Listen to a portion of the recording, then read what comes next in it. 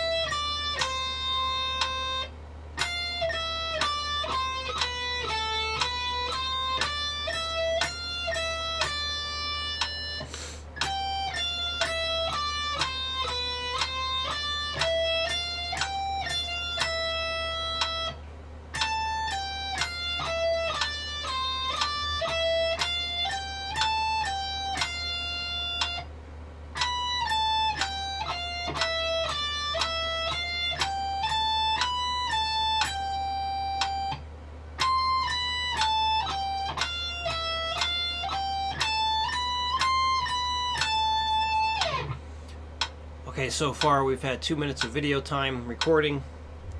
So think of it that way. Once you can do it right, it'll take like a minute to go through the whole thing, minute and a half, whatever. But obviously you got to start one step at a time. So think of it this way. I guess there's a couple ways you can do this. Let's talk about an approach here. So you're going to get line number 1. Be able to play that at 60 beats a minute, clean, super clean, before you start working on the next one. So once you get this, I mean, once you get it once, you can start working on the next thing. Get that down, and once you do that, it's 60 beats a minute. Do both. Be able to go from one to the next. Now, once you do that, make sure you can do this at 60 beats a minute. And then here's an option, depending on how you feel with these things. First option, go play these two again, these two together, and then do all three together. The other option is just once you can do this at 60 cleanly, then you can just go straight to trying all three. And then once you can do that, all three of those cleanly, then you work on this one. And once you get that, then you can, you know, start working your way backwards like that. And then finally this, where you can just jump in and try and do all that at once after you get this line here nice and clean. So I like the idea of going backwards like that. I think a lot of people they might do is like, let's say they'll get this line done, and then they'll try and go here to here again, here to here, and then they'll keep trying to add this way. I like going backwards like that because it hits what you just did. You get to play what you just accomplished sooner. So you kind of, I hope that makes sense. Like, so instead of like continuing to like start with what you can do best and then working your way up to the harder stuff, you focus more on the new harder things and then eventually get back down to the easier stuff. So I feel it's like a more even approach in terms of playing what you just learned. I think it'd be easier that way, easier on the brain to memorize these things. And take your time memorizing it. This is not something you have to do in a day. You know, maybe do a couple lines a day. try and devote at least 20 minutes of work a day with this. If you only get 3 lines done in that 20 minutes, that's fine.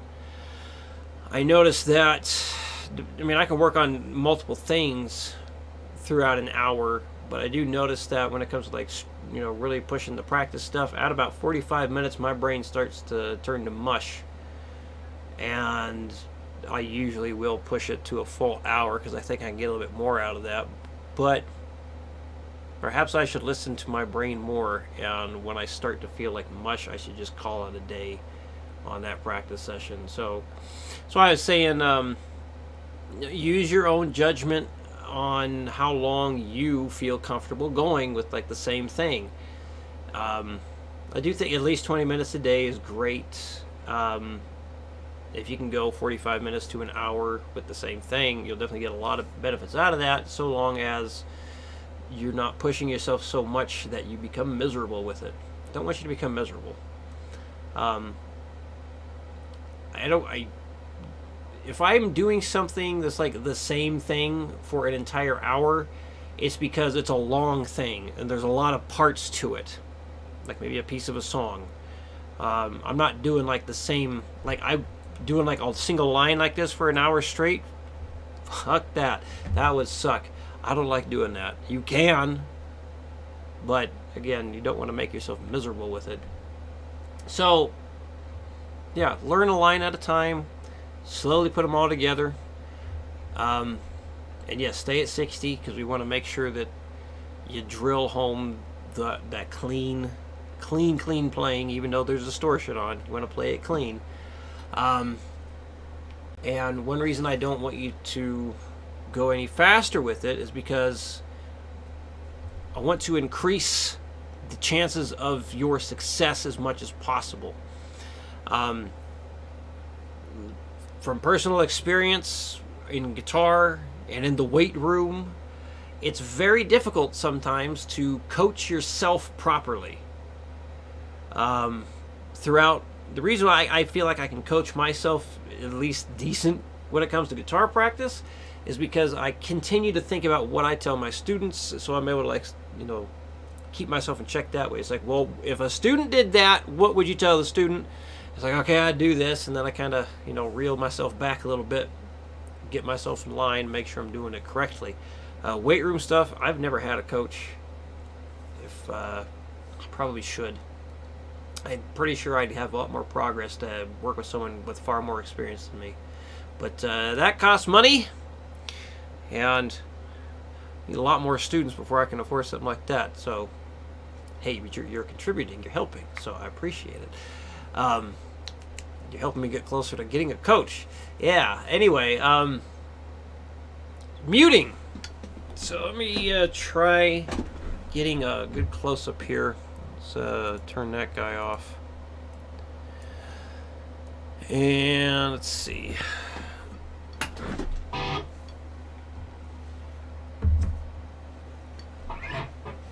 Alright. Trying to get the right angle here. I might have to use my other leg for a sec. So yeah, I think you can kind of see that. Let's see if I can zoom in some.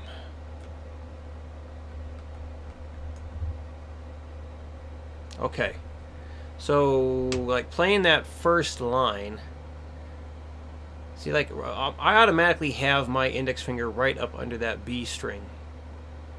Try and get my right hand in a little bit there too. So playing here, so going to the B string, my index finger is still kind of hanging out.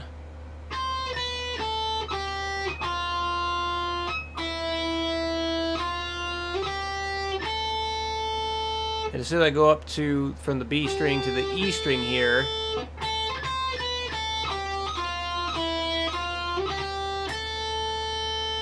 it's muting that B string again. So I'm fretting the E string, but I'm muting the B string.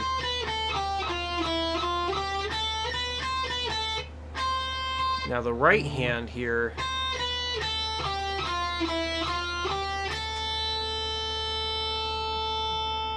because it's not touching the B string, But it is resting on the E, A, D, and G string, so you're definitely going to want to do that. So yeah, don't try and palm mute it like this. Don't use the side of your hand. You want to use... So I guess I refer to this, that's the side of the hand, and I kind of call this the heel of the hand. Even though it's like those whole things, your palm. Anyway, so yeah, just basically this big fat part of your thumb right there, or at least the meaty part. That's typically what I'm using to mute the low strings. So let's see, if I run, let me run through the whole thing again here, and hopefully even when I get higher up on the fretboard, you can see what it looks like when I'm muting.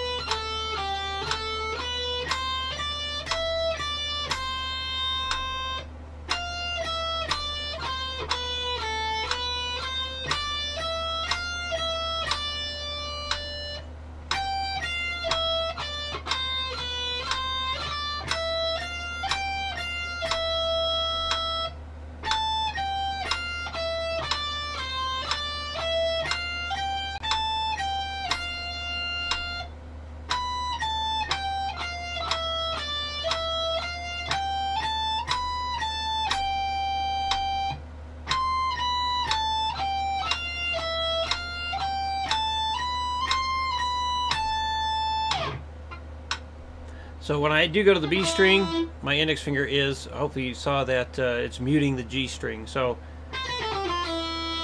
right there, it's muting both the G and the B string. Obviously you can hear some noise with it, but if I strum all three, the note that stands out is the one I'm fretting.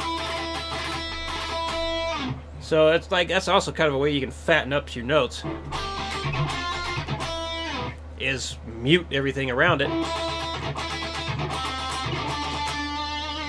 It's kind of a way funk players do it.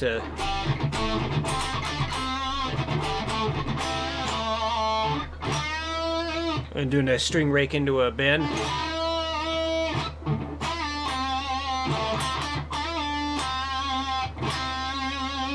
It makes it sound bigger than it actually is.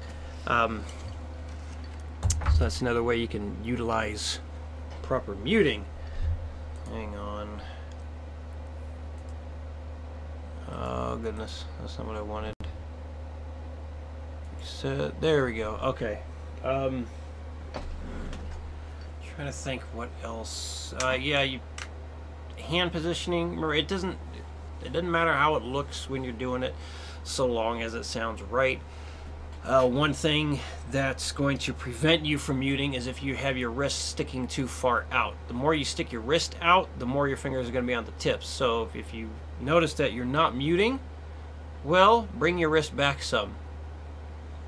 And whether it's, you know, up here or down here, you know, just, that's why I like to focus on, and I tell people, just make it sound good. If it sounds good, even if it looks like it goes completely against what somebody's told you, if it looks weird to somebody and it's not following a specific guideline on how it looks, but it sounds amazing, just go on what sounds amazing. That's the most important thing. Does it sound good? The answer is yes. Just focus on that. And that's what I'm going to work on for this. I'd like you to, I don't remember how it sounded doing the ascending thing. I can't remember if there was unwanted noise or not. So I want you to use the judgment on that. If you can play the ascending stuff from last time and make it sound really clean, then go ahead and keep maintaining that. Be able to at least do that. So, in regarding that, what you can do, let's see, Yeah, so like you said you got to 190 with the just the single scale thing, and then you only got to 140 with the other one. So try this. Like whatever you get to. I'm trying to put a thought together, and I'm not doing very well. Do more of the full thing. Work on that more. Or try this too. So like say you got to the 190 with the one. Do the other scale stuff individually as well. Do that too. So if you haven't done that, it would be a good idea. Let me pull that up here. Hang on, pulling it up, pulling it up. I think it's this one. Yeah, okay. And there. Okay. So with this, you can treat these individually too if you have not done so. So I know you did this one, but work this one up individually. Work this one up individually. So if you haven't worked each one up individually, you have another exercise, another exercise, another exercise, and so on. So I guess, yeah, it's ascending and descending a little bit here, right? Because you ascend here and descend there. So now that I'm kind of remembering more of the other, the longer descending idea, starting at the higher frets and then working down. That was to work on the top 3 strings versus the low 3 strings. Yeah. So try that. So another recap. So the main thing, focus on what was given today. Working the whole thing up to be played cleanly at 60 beats per minute. So I say working it up. You're not going any higher in speed. So saying working it up doesn't make any sense, does it? Just focus on getting every line up, every line at 60 beats a minute, and then play the whole thing. Work on one line at a time, and then add another as you go. And then maintain the thing on screen here. Work on each line individually as well. So that's one way you can take advantage of you and I seeing each other. It's very spaced out. So treat each line individually and do speed drills with that, and then put the whole thing together. I would not work the entire thing up like from here all the way to that. I would not start that at 60 and go up the entire way. Track how fast you get with the whole thing, and then whatever one is the lowest. So let's say, just for example, let's say this one is the slowest of the bunch and you got it to 160. Well, then try and do the whole thing in 140 again.